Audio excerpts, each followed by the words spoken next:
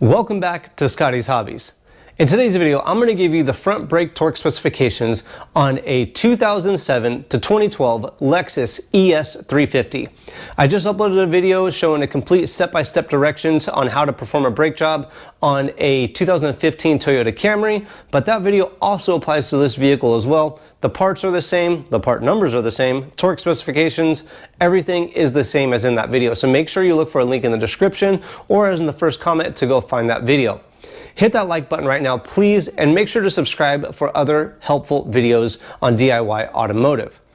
Torque specs are important while performing a BJ on a vehicle. It ensures that everything is tightened up properly, not too tight nor too loose. If too loose, the bolts can come undone, causing parts to shift. This can mean wobbly brakes, uneven pad wear, and also, worst case scenario, the brakes to just completely fail while you're going down the road. Too tight, you risk damaging parts, stripping the threads out, and also causing warpage on brake parts such as the rotors, which will also cause, in the long run, vibration and poor braking performance.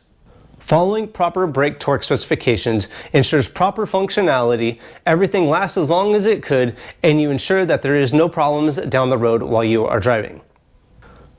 Alright, let's get to the nitty-gritty. When you're tightening up everything on this vehicle, first off, your knuckle to brake caliper bracket bolts. These are going to be tightened down to 79 foot-pounds. Pretty tight. I used a 1/2-inch torque wrench to tighten these ones up.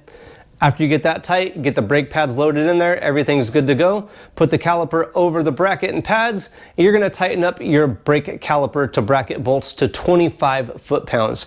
I use a 3/8 torque wrench in this case to tighten these ones up. So 25 foot-pounds is really not that tight. This one's easy to strip out or even break. So make sure you use proper brake torque specifications.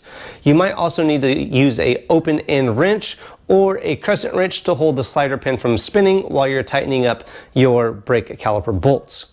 Now that's not it.